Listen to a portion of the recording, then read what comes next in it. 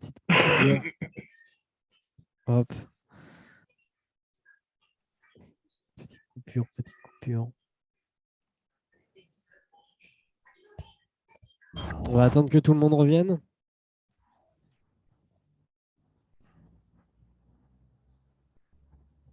On va attendre. On a peut-être perdu en chemin. Je pense qu'on va en avoir perdu en chemin. Est-ce que jusqu'à là, tout est à peu près clair ou pas? Ouais, moi je comprends. Si tu veux, c'est simplement après dans les réglages sur Sierra. Ouais. Mais parce que je me disais que ça, on peut l'appliquer aussi au Bound. Hein. Enfin, je veux Oui, dire, oui, oui, oui, oui. parce Oui, que au lieu de complètement. regarder des chandeliers de Jap, tu regardes ça. Hein. En reversal 4 tucs ou 5. Enfin, Complètement. après, Complètement. c'est un problème de paramétrage. Mais Ouais, c'est ça. Après, il faut juste l'adapter au marché auquel vous êtes. Mais oui, oui, sur n'importe quel marché, que ce soit le Boon, le Voxel, le DAX, tout ça, c'est juste des paramétrages qu'il faut régler. Hein. Ouais, ouais. Mais pour moi, je suis d'accord, oui, c'est suivant les paramétrages, suivant le forex, les Ouais, ouais, ouais. obligations, etc. Mais c'est vrai que, par contre, moi, le reversal 4 ticks, j'ai du mal. Je suis revenu à une minute Ouais, bougie pour justement faire la comparaison ce qui se passe dans ma bougie, en fait. d'accord. Visuellement, pour moi, je trouve ça plus facile. Et ouais, c'est que dernièrement que j'arrive à en tirer parti. tu traites quoi comme Je suis marché? bloqué sur le Bund, là. Au départ, je m'étais un peu diversifié, mais finalement, je me suis Hmm. bloqué sur le Bund. Et le Bound, tu t'affiches tu te sers de ton footprint avec les chandeliers Jap à 1 minute ou pas en fait? En fait, j'ai le graphique chandelier 1 minute avec les volumes, etc. Et sur l'autre écran, j'ai le footprint D'accord. qui finalement aura les mêmes bougies. Il va se déplacer à la même vitesse, mais je vais voir les ordres qu'il y a à l'intérieur de la bougie. Pareil que Romain, je vais voir l'Evipoc comme il a encadré en jaune. Pareil, et j'ai fait pareil que lui. Ma préférence, c'est avec un imbalance de 500% aussi, que je trouve ça très cohérent. Sur le Bound, hein, tu prends l'imbalance Oui, à 500%. Moi, j'ai pas réglé en fait l'imbalance parce que justement, je me posais la question sur le Bound à combien on pouvait la régler. Et t'es pas confortable, tu vois, tu dis, tu as préféré le chandelier Jap, mais le chandelier Jap, à la limite, en 1 minute, il se passe plein de trucs, quoi. Enfin, c'est ce qu'on voit à l'écran déjà. alors sur le Bond, il se passe. Alors lui, sur le reversal, là, il est sur. Moi, je Comment il suis sur le s'appelle SP500. Hein. Voilà, le SP. Et donc, on va dire que moi, une bougie va avoir 1, 2, 3, 4, 5, 6, 7, une dizaine d'échanges de prix. Mhm. Après, tu peux le mettre en range exotique si tu Oui, veux oui, oui. Il y aussi. a plein de manières de l'afficher. Hein. Il y a plein de manières. Hein. Après, Vous pouvez mettre en reversal, en Parce temps, que, en range parce par que barre, en volume. on discutait de GTC. Je trouve que effectivement, le problème, c'est que aller reconnaître sur les bougies, aller choper des fois certains charts, c'est coton, quoi. Aller voir ton McDo déformé, ton Warren. Je trouve que c'est par rapport quand on voit les volatilités sur les dernières semaines ou mois. Enfin, moi, je trouve que c'est pas assez précis. C'est que mon opinion. Hein. je suis d'accord avec toi, justement, avec le reversal 4 ticks, tu vois pas exactement où tu en es par rapport au chartisme des bougies. Ouais, mais Et c'est là où j'ai du mal. si tu considères que le chartisme, c'est pas un truc qui est peut-être un peu dépassé. Il y a des fois, Bah, ça, moi j'ai l'impression qu'il y a quelques Non. fonction, enfin, chartisme qui marche bien. Il y a des réactions, en tout cas, je trouve. Ouais. Alors, Bah, les retours box. Tiens, ça serait intéressant d'avoir le témoignage de Romain qui a fait l'intensif de janvier-février. alors, en toute honnêteté, je ne traite pas du tout comme ça. J'ai pas du tout de graphique en temps, déjà. J'en ai aucun. Ouais, Le seul c'est notion clair. de temps que j'ai, c'est sur un heatmap qui est en 5 secondes. Et je ne m'amuse pas à faire des rectangles sur un heatmap en session de 15h30 parce que déjà, ça va trop vite. On n'a même pas le temps. C'est pas du tout la manière dont je trade, tout simplement parce que les intervenants qui font le marché ne traitent pas comme ça, ou à part pour aller chercher de la liquidité où ils se disent ah là il me manque 200 contrats et j'ai fini ma journée. Ah là je sais qu'il y a des stops de retails, go on y va. Voilà. Donc c'est vraiment pas une manière dont je trade.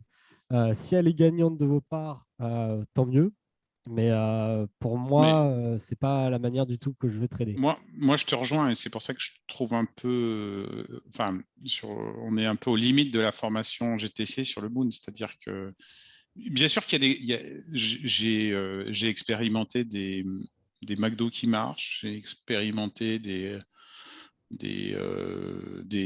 on va dire des Nike ou des Nike inversés. Des Nike. Ouais, c'est des extensions c'est des extensions. Non, mais ouais, non, mais Vous êtes sponsor, les gars, ou quoi? Non, ah mais bah, c'est vrai que ce genre de langage-là, il ne fait pas du tout professionnel par rapport au reste des choses que l'on lit, etc. donc c'est pour ça que je te dis Mm. le chartisme, Il a ses limites. il a ses limites et se baser que sur, enfin, aller sur une base de temps. Je dis pas que c'est pas pertinent. Je dis que c'est un peu limité et il se passe et même quand le Bund il est pas si lourd que ça. Hein, si tu t'amuses Romain à mettre alors là on est à 17h41 donc c'est mort mais J'ai pas suivi. quand tu vois sur les derniers mois ou sur les dernières semaines avec des journées à 150, 200 ticks, etc., c'est plus le Bund de la papa. Hein. Ouais. 200 ticks. Ah bah il y a eu des journées à 200 ticks, ouais, avec Alors, on en des est où, nous? mouvements. On en est où, nous? On était à 200. Ok. Ah, nous, on a fait 200 points. Mhm. Un peu plus de 200 points. Bon, Non, non, c'est mais, l'SP, hein. Un petit peu plus de 200 points. non, mais c'est intéressant hein, ce que tu Oui, montres oui, là. oui. Mais, en fait, pourquoi la raison je n'utilise pas tout ce qui est figure chartiste? En fait, le figure chartiste, pour moi, c'est juste de la représentation d'un certain échange. Et en fait, tu sais même pas, parce que tu as, par exemple, si je reprends le M là, bah, en fait, on ne sait pas si c'est un gros bonnet qui a placé ses ordres ici et ici à la vente, ou alors, ou alors c'est un gros qui a placé là à la vente, qui a rencontré un autre gros ici, qui lui a mis le double de contrat, donc lui, il est parti. Tu vois? Déjà là, bah, c'est différent. Parce que si lui, il n'est pas parti, parce qu'il en a beaucoup plus, au lieu que ce soit un M comme ça va être un M comme ça. Au final, après, tu pars sur un range. Tu vois? Donc c'est très limité. C'est pour ça. Non, non, mais À quelle est la limite? moi, je partage ce que tu dis, Romain. Donc, enfin, j'ai moins besoin d'être convaincu parce que j'ai un peu réfléchi. C'est vrai que et depuis quelques temps, j'essaie de voir, c'est assez récent, comment je peux utiliser le footprint pour trader le boon parce que je fais mes armes là-dessus, on va dire. Et puis ça te permet de te former, on va dire.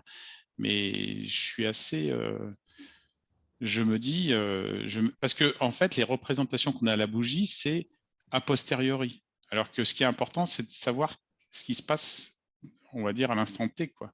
C'est ça. Alors là, je vous fais un petit dessin. Je ne sais pas si vous le voyez, s'il montre que le footprint. Vous voyez le paint ou pas? Oui, oui, c'est bon. Ok. Là, en gros, ce qu'il faut comprendre, c'est que les institutions, n'importe laquelle, de toute façon, soit ils vont sur les marchés pour se protéger. Ça peut être protéger contre une hausse d'une devise, pour faire de la diversification, pour faire tout ça, soit pour leurs clients, ou soit pour faire du beurre. Voilà. En gros, c'est les principales raisons. Mais pour qu'une institution fasse du beurre, il ne va pas mettre, comme nous, un à aller à 10 contrats. Parce que sinon, putain, la machine, elle va être, ils vont avoir faim, hein. Mais à peu près, en moyenne, dites-vous bien que des gros, des fois, ils ont comme condition, c'est de mettre 1500 contrats. Sur le Boon, ça va.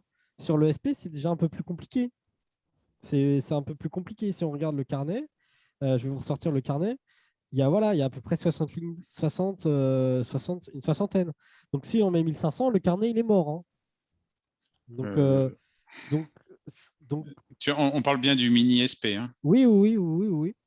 Donc, Hmm. par exemple, un institution, quand il arrive sur sa feuille, sur son bureau, c'est marqué sur sa feuille, bon, ici, tu dois mettre 1500 contrats entre telle ligne et telle ligne de prix, et tu dois les lâcher entre telle ligne et telle ligne de prix.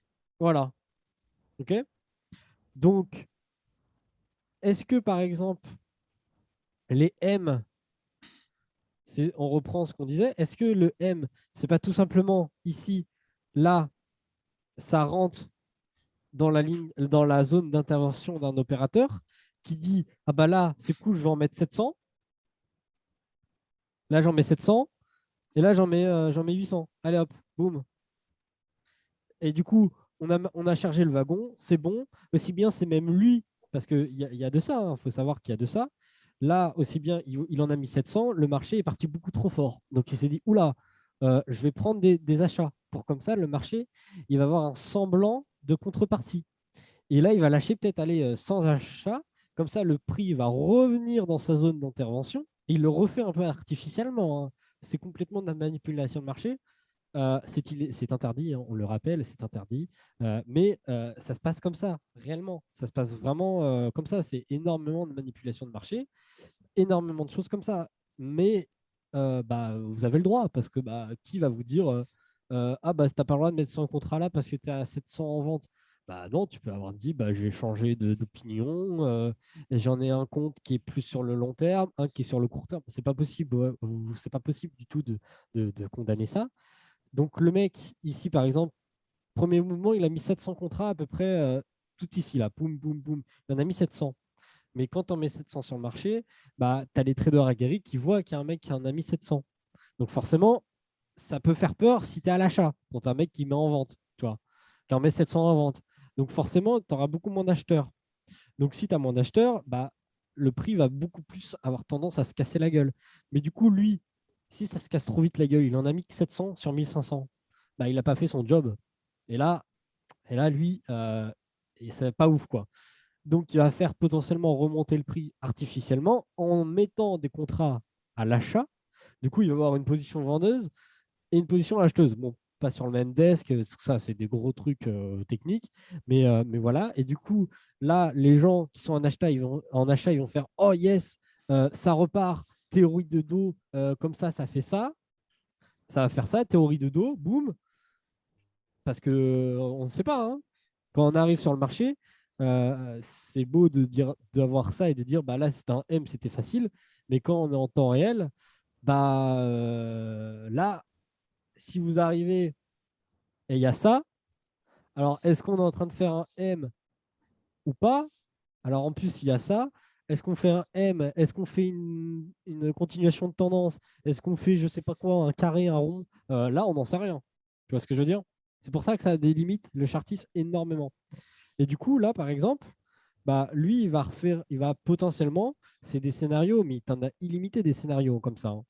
Il va potentiellement faire croire qu'il y a de nouveau des acheteurs. Comme ça, plus tu as d'acheteurs, plus ça va attirer d'acheteurs, on va dire ça grossièrement. Hop, il y a de l'acheteur. C'est bon, ça revient dans sa zone de prix. C'est nickel. En plus, des fois, il va faire exprès de dépasser. Comme ça, on va faire une petite ligne là. Tout le monde va être content. Hop, on fait repasser. Comme ça, les gens disent oh yes, théorie de dos, c'est parfait, on a cassé le plus haut, donc j'achète. Et boum, il y a de la contrepartie. Il a chez 800 contrats en plus. Lui, il les a enlevés. Nickel. En plus, il a fait une plus-value sur ce trade-là. parce qu'il les a lâchés là, qui reprend même ses contrats. Et oui, hein, ça se fait hein, qu'en salle de marché, ton collègue de gauche qui était en achat ici lâche ses 100 contrats là, bah, toi, tu reprends ses contrats. Ça se fait, hein, ça se fait très régulièrement. Hein. Ça se fait très régulièrement de jongler entre les deux. Et du coup, bah là, aussi bien, tu te dis, bah là, c'était un M, mais après, tu le voyais dépasser, tu fais, ah merde. Alors en plus, si tu as un stop un peu serré, tu vois ça, tu vois ça. Bon, ça va pas très propre, hein, excusez-moi. Euh, Et après, tu viens déclencher tous c'est ça, les tu stop viens buy déclencher. qui avaient été mis. Donc, Exactement, et tu, exactement. tu amplifies le phénomène. En fait, les figures chartistes, euh, l'avant- l'inconvénient, c'est que bah, c'est trop tard. Et en fait, quand tu te retrouves à trader en temps réel, bah, tu ne sais pas vraiment ce qui va se passer après. C'est normal. Sinon, ça serait facile le trading. Hein, purée, la vache. Euh, mais du coup, bah, si tu arrives dans ce scénario-là, est-ce que c'est en création de M? Est-ce que c'est en création de continuation de tendance? Et puis même si par exemple, mince, pardon. Hop. Même si par exemple, on fait ça. Hop. Là, c'est dur de se dire si c'est un M ou pas. Aussi bien, c'est un range qui est en train de se faire. Et donc là, si vous le prenez en short ici, par exemple, parce que ça a cassé un tout petit peu, hop, là, vous êtes dans la merde. Hein. Et là, s'il n'y a pas de stop demi, bah là, c'est fini pour vous. Vous voyez? C'est pour ça que Mais, c'est très compliqué. mais- donc, ben, entièrement d'accord avec toi. C'est justement pour ça, à mon avis, qu'on est plusieurs là à être intéressés par le footprint et voir l'action des prix Ouais. vraiment et à suivre les gros poissons. C'est la seule façon de voir un petit peu les gros volumes se poser. Ouais. Tu peux revenir à ton footprint? Oui, on y revient, on y revient. Mais du coup, voilà, c'est pour ça qu'il limite, il y a énormément de limites au chartisme. Et, et pour finir, pour le chartisme, c'est des choses qui sont passées là, avant généralement. Et bah, c'est très compliqué de trader avec des choses qui sont passées avant. C'est comme quand vous roulez une voiture, vous regardez le rétro, mais vous ne roulez pas en regardant le rétro. Bah, je crois pas. Sinon, bon, on peut avoir une bonne assurance. Mais voilà. Donc ça, le chartisme, ça a des bons points parce que ça permet de savoir à peu près où on en est, mais ça a Alors, beaucoup de limites. est-ce que j'ai vu que tu t'étais mis d'autres settings aussi tout à l'heure. Tu avais dû mettre des edge zones, non? Oui, j'ai mis des head jaunes. On va en venir après. Ouais, on va en parler après. Ou voire même maintenant. Déjà, est-ce que tout ce qu'on a dit, c'est à peu près compris par tout le monde ou pas? Ouais, Pour j'avais ceux qui juste une question. n'ont pas de micro dans le chat. Hein. Euh, j'avais juste une question. C'est dans le footprint où tu règles ton delta imbalance là en pourcentage. Tu sais, Attends, pardon? De quoi? dans le footprint, Oui, tu sais, tu as du vert et du rouge. oui. Où c'est que tu règles ton pourcentage Alors, de ouais. delta imbalance? C'est la ligne 91. Donc là, c'est en 5. En 500, oui, en 500, c'est bien ça. C'est bien ça. D'accord. Donc, tu es en. Voilà. D'accord. 5,55 en Ouais. fait. Mais virgule, hein. Bah, Ouais, point, pardon, point. Sinon, ça fait 0,5. Et là, c'est bien 500. C'est un pourcentage. Voilà. mais tu compares trois thresholds, 91, 92, 93? Non, mais en fait, c'est l'avantage du footprint de Sierra. En fait, c'est que vous pouvez avoir énormément de réglages. C'est-à-dire qu'on a le premier, on peut avoir sur 2 colonnes, on peut avoir 3 colonnes, et du coup, en fait, ça fait énormément de choses qu'on peut faire. On peut mettre, par exemple, un, ça va être des divergences en bidéasque, l'autre, ça va être là où il y a eu il y a eu le plus de vendeurs, là où il y a eu le plus d'acheteurs. Ben voilà, il y a plein de réglages possibles sur Footprint. C'est très vague, hein, Footprint à paramétrer. Euh, mais du coup, voilà. Est-ce que pour les personnes qui n'ont pas de micro, est-ce que tout est bon ou pas Ou est-ce que faut reprendre des points? Il y a le chat qui est OK pour si jamais.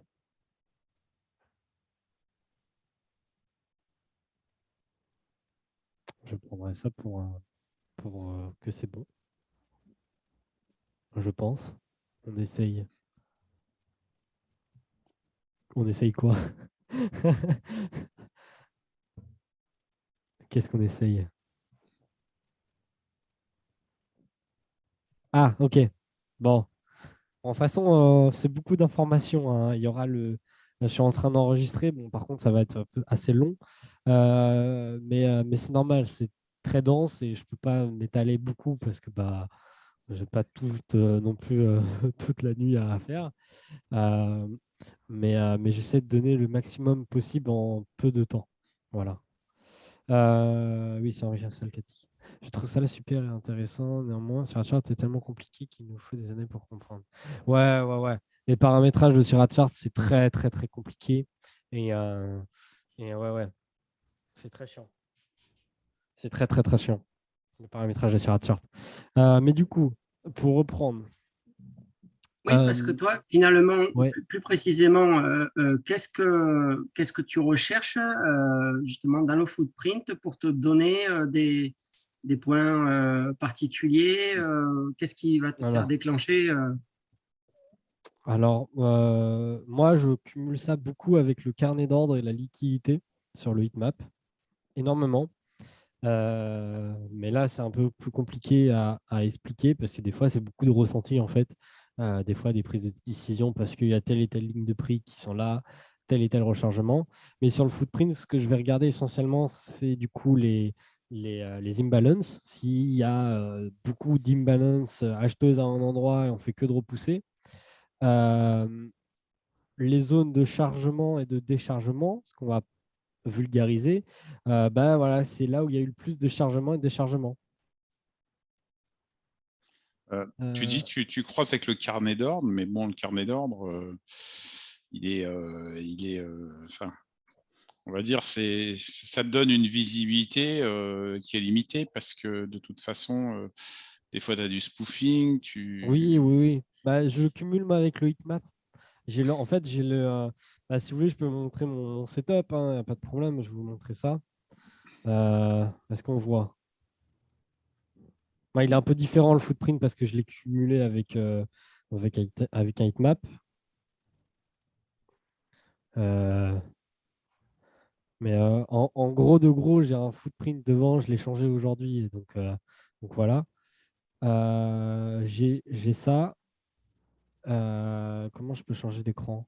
Je ne sais pas comment je change d'écran. À gauche, en fait, j'ai un heatmap du SP500 sans rien. À droite de moi, j'ai un carnet du Nasdaq et un heatmap du Nasdaq. Voilà comment je trade. Donc, j'ai pas du tout de graphique. Je l'ai enlevé aujourd'hui et ça s'est pas trop mal passé. Donc voilà. Comment tu as fait pour apprendre sur un chart? Bah, c'est des heures et des heures, des heures. Et après, bah, on regarde, on fait des recherches. Il y a le site de Sirachart qui est assez complet quand même. Je sais pas, vous notez. Donc, par exemple, en fait, pour avoir le footprint, c'est la Studies Number Bar. C'est la Studies Number Bar. Donc, c'est Number Bar la première. Voilà, Number Bar. Et après, par exemple, vous allez sur le site de Sirachart et vous marquez Sirachart Studies Number Bar. Et vous aurez euh, beaucoup, beaucoup d'informations. Donc, par contre, c'est en anglais, donc il faut faire la traduction pour ceux qui ne parlent pas anglais. Et du coup, bah, c'est là où vous allez avoir quand même beaucoup de choses, etc. Et voilà. La heatmap, tu l'exploites comment? La heatmap, je regarde beaucoup les poches de liquidité. C'est très compliqué, hein, c'est très très long. Si je regarde beaucoup les poches de liquidité, en fait, pour savoir si dès qu'il y a une poche de liquidité acheteuse, on va directement dessus. S'il y a des poches de liquidité vendeuses, et là, par contre, bah, on n'a pas forcément envie d'y aller. Donc là, ça va clairement montrer que le marché est beaucoup plus vendeur, et donc on a besoin beaucoup plus de décharger à la vente que de décharger à l'achat. Voilà, des choses comme ça. Euh, des petits setups comme ça. Après ouais, le heatmap, c'est beaucoup plus compliqué, hein. C'est un peu plus compliqué parce que c'est du carnet, hein, ni plus ni moins. Bon, on essaie de finir le footprint ou pas? Quand même, on va essayer de finir le footprint. Euh, donc, pour le footprint, il y a des petits trucs qu'on peut ajouter. Ce qu'on va appeler justement les heads jaunes. Bon, forcément, je n'ai pas sur ce que tu dis là. Hop, voilà, on va le reprendre ici. Le head jaune, c'est tout simplement en fait les mêmes comme les imbalances, mais avec un plus fort pourcentage. Donc les imbalances, généralement, bah, en tout cas, ils sont réglés à peu près à 2000, je crois, les miennes. Tu peux expliquer l'histoire côté bid et ask du début, c'est pas clair. Ok, ok, ok. Euh, alors, les acheteurs agressifs et vendeurs agressifs. Ok. Alors, on va prendre Paint. On va prendre Paint. Et on va prendre un carnet. Juste reprendre. Ouais. Bon. Hop. Je vais te montrer la différence entre le time and sell. La différence entre le time and sell et le footprint, il n'y en a pas. Sauf que le footprint, c'est représenté sous forme graphique. Et le time and sell, c'est un peu sous forme de ticket de caisse, de bons, on va dire. C'est la seule différence. Mais du coup, pour reprendre les côtés bid et ask, donc là, c'est un. Pas de problème, Efra, pas de problème. Du coup, pour reprendre, c'est un screen de là, hein, je viens de le prendre. Euh, donc là, on est d'accord que sur le carnet, en fait, là, il y a le prix. Ici, c'est le prix. À gauche, là, c'est le prix. Ici, c'est les acheteurs en attente. Donc là, ce qu'on va appeler la liquidité acheteuse ou les acheteurs passifs parce qu'ils sont en attente d'être exécutés. Là, c'est lead side print, c'est ce qu'il y a dedans d'exécuter. On ne va pas s'intéresser plus que ça maintenant. Ce n'est pas forcément très pertinent pour l'instant. Ici et à droite, on va avoir la liquidité vendeuse, donc les vendeurs passifs. Pareil. Et ici, c'est les chargements et déchargements des contrats. Voilà. Mais du coup, nous, quand euh, ici, là, on remarque qu'il y a 13 contrats d'achat en attente d'être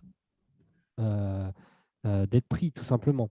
Et on est d'accord que pour qu'il y ait un ordre, pour qu'il y ait un acheteur, il faut qu'il y ait un vendeur d'un autre côté. Ça paraît logique, mais voilà. Donc là, il y a 13 acheteurs passifs qui attendent la rencontre de 13 vendeurs agressifs. OK? Attendez, j'ai un petit message. Non, c'est bon. Pardon. Du coup, là, c'est 13 acheteurs passifs qui vont rencontrer, s'ils sont exécutés, 13 vendeurs agressifs. Parce que eux, ils n'ont pas le temps d'attendre. Et les personnes qui font vente ou sell au marché, ils vont, ce qu'on va dire, ils vont arracher la liquidité. Eux et les personnes passives, on va dire qu'ils offrent la liquidité. C'est pour ça généralement, ceux qui offrent la liquidité, donc ceux qui sont en passif, ils ne vont pas payer le spread. C'est parce que voilà, c'est une manière, entre guillemets, de récompenser euh, de la donation de liquidité. Bon, c'est entre guillemets, hein, vous avez compris à peu près. Voilà. Et du coup, là, pour que la ligne de prix, que tout le monde soit satisfait à cette ligne de prix, il faut qu'on trouve 13 vendeurs agressifs. Une fois qu'on aura trouvé 13 vendeurs agressifs, on émet la condition qu'il n'y a pas de rechargement, que personne ne remet des contrats ici. Une fois qu'on a les 13 vendeurs agressifs, bah, ici, on ne va plus retrouver d'acheteurs parce que tout le monde sera satisfait. Du coup, s'il y a d'autres vendeurs agressifs, bah, ils vont aller chercher la prochaine liquidité, du coup, qui est juste en dessous, qui est au 50, au 3781,50. Et du coup, là, il y a 21 contrats en attente. Voilà. Et pareil, et pareil de l'autre côté. Au 3782, il y a 10 contrats vendeurs en attente qui sont en attente de trouver 10 acheteurs agressifs sur le marché. Voilà. Et en fait, sur le footprint, c'est représenté pareil. Si, par exemple, là, tout là, si on sépare bien, je vais mettre une autre couleur. Je vais mettre une autre couleur. Mince. Est-ce que je peux mettre en blanc? Est-ce que c'est un peu plus clair déjà? Je vais essayer de comparer les chiffres time and cell et de fournir, ça ne marche pas avec les numéros. Alors si, mais en fait, parce que je pense que tu t'es trompé dans l'interprétation. Parce qu'en fait, sur Syrah Chart, quand c'est marqué par exemple un bit trade, donc c'est un échange acheteur hein, en traduction à peu près, un échange acheteur, en fait, il est acheteur pour celui qui a posé la liquidité. C'est-à-dire que si c'est marqué bit trade, c'est parce que là, on a commencé à prendre les 13 acheteurs limite. Donc en fait, c'est parce qu'il y a eu des vendeurs agressifs. Donc quand c'est marqué bit trade, il faut le comprendre à c'est des acheteurs qui ont proposé la liquidité, mais c'est des vendeurs market qui ont pris de la liquidité. C'est pour ça que je pense que tu ne dois pas avoir les bons numéros. Euh, et voilà. Ni plus ni moins, le footprint, c'est juste le time and sell et l'historique de chaque transaction. Comme le time and sell, mais sous forme graphique. Voilà. Et du coup, c'est pour ça que dans les paramétrages de Syrah Chart, si on va voir, si on va voir, si on regarde, première ligne, c'est bit volume et ask volume. Donc le bit volume à gauche et le ask volume à droite. Donc voilà, c'est la transaction acheteuse contre la transaction vendeuse. Mais en pensant bien que voilà, une transaction acheteuse, c'est un vendeur agressif. C'est assez complexe, mais voilà. Est-ce que c'est un peu plus clair, Tony, ou pas?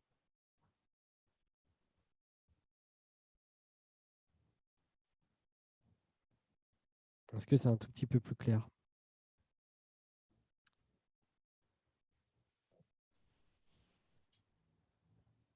Oui, oui, c'est pas évident. Hein, c'est pas évident. C'est très, c'est un peu mal conçu, un peu mal fait. Je te l'accorde. Parce que tu as envie de te dire, mais c'est complètement con. Enfin, c'est BitTrade, donc c'est des acheteurs. Mais c'est des acheteurs qui ont proposé la liquidité et pas ceux qui ont fait buy market.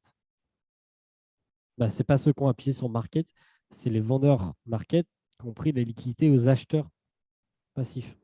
Ça, c'est différent. Voilà. Le 13 sur le carnet, il s'est exécuté au footprint, ça marque 13 sur la gauche. Juste. C'est ça, exactement. Exactement. C'est exactement ça. Parce qu'en fait, il a rencontré 13 vendeurs agressifs. Mais du coup, ce qui est pertinent de voir, c'est surtout qui fait bouger le marché. Et généralement, ceux qui font bouger le marché, c'est les ordres marché. Parce que c'est eux qui prennent la liquidité. C'est-à-dire que là, le prix va bouger. Il va bouger parce que dans cette ligne de prix-là, il n'y a plus personne qui propose des contrats. Donc, on va passer automatiquement à celle-là. C'est pour ça que le prix bouge. Vu que c'est en diagonale, sur la diagonale du 13, ça donnerait 10. C'est que ça, exactement. Exactement. Si voilà, si les deux lignes étaient satisfaits à 100%. Exactement. C'est exactement ça, Tony. Voilà.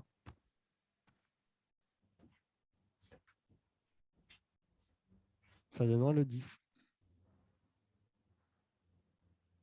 Si jamais tout était exécuté hein, et qu'on ne bouge plus, il n'y a pas de rechargement, etc. etc. Mais voilà. Après, ça, c'est vraiment du microseconde. Hein. Ah bah, je te promets que si, Tony. Hein. Il y en a. Si, il y en a, il y en a. Il y en a forcément. Mais en fait, tu as beaucoup de choses.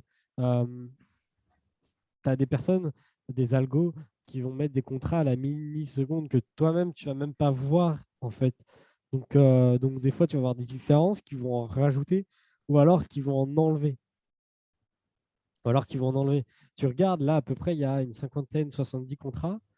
Euh, il y a 70 contrats. Bah, pourtant, tu regardes, ici, il y en a 8, 7, 1, 0, 2, 3, 12. Tu vois ce que je veux dire? Enfin, voilà. Là, il y a eu quoi? Il y a une 14, 19. Il n'y a pas tous les contrats de prix. Sinon, bah, ça serait trop facile. Beaucoup de c'est en microsecondes. Hein. Oui, oui, c'est écrit. C'est tous les contrats exécutés. Exécutés. Tu as des personnes qui peuvent se proposer, là, peut-être sur les 13, tu en as un, il va se retirer avec 3 contrats. Il avait mis 3 contrats, il va retirer avec des algos. Du coup, ça va être à la microseconde avant même qu'il soit pris, tu vois. Mais c'est des contrats exécutés, hein. C'est vraiment des contrats exécutés. Mais après, à la limite, euh, tu m'enverras à la limite une photo de tout. Et je te montrerai que normalement, tu dois retrouver les comptes.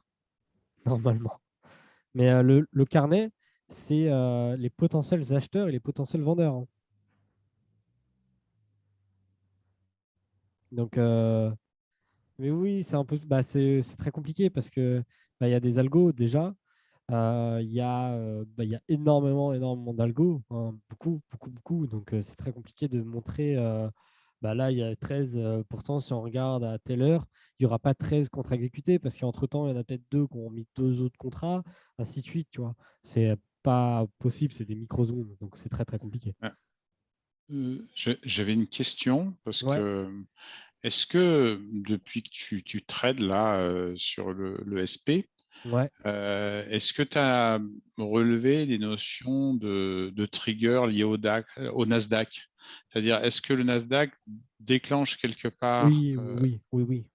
Ah oui, oui, oui. tu l'as observé, c'est-à-dire Bien que quand sûr, ça part à bien la sûr, hausse au niveau du Nasdaq, bien et sûr. si l'autre il n'a pas bougé, tu te dis, tu as vu la notion Oui, de on leaders va dire suiveurs. ouais, Oui, de, oui, oui, oui, bien sûr, bien sûr.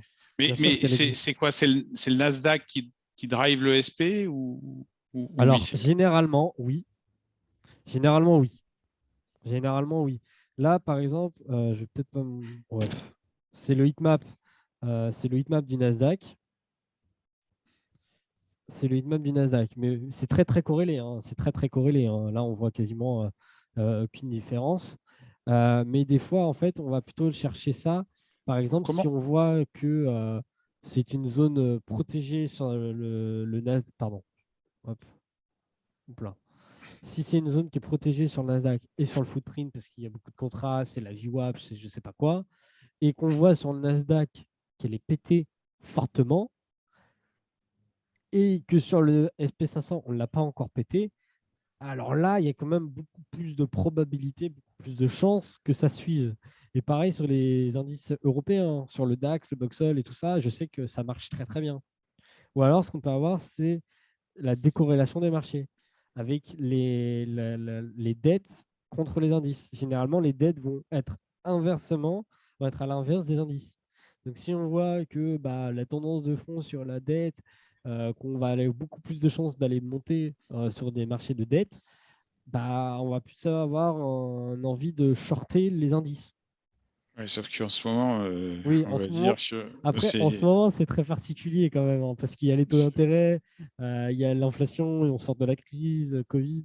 Là, on est mais, en guerre avec l'Ukraine, bah, soit on est en guerre avec la mais Russie. les observations que tu as pu faire, c'est quand même que quand tu as des mouvements sur le Nasdaq, tu les Ouais, retrouves avec un delta T sur ouais, ouais, ouais, le S&P. ouais, ouais.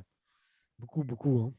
Euh, Beaucoup. tu vois, la heatmap, c'est un truc que j'ai jamais trop. Enfin, je commence à regarder un certain nombre de choses. Tu vois, je commence à regarder le Ouais. footprint. Ça t'apporte quoi la heatmap Voir euh, les spoofings, voir le spoofing, ceux qui se mettent, ceux qui partent, oui, enfin, où ils se mettent, où ils partent. Et oui, il reste 1 minute. Je ne veux pas la relancer, cette réunion. Donc, on va s'arrêter là. N'hésitez pas s'il y a des messages à m'envoyer en privé. On n'a pas eu le temps de regarder les paramètres, mais je vous laisserai regarder. C'est number bar. C'est number bar sur Syrah Chart. Pour avoir le truc en dessous, le delta, c'est ni plus ni moins la différence entre acheteur et vendeur agressif. Donc, c'est pour avoir ça, il faut avoir number bar calculate value. Et le total volume, c'est tout simplement le total volume dans la bougie. Voilà. C'était un peu rapide la fin, la conclusion. Euh, et tout ça, c'est beaucoup number bar et number bar calculate value. Voilà. Et oui, normalement,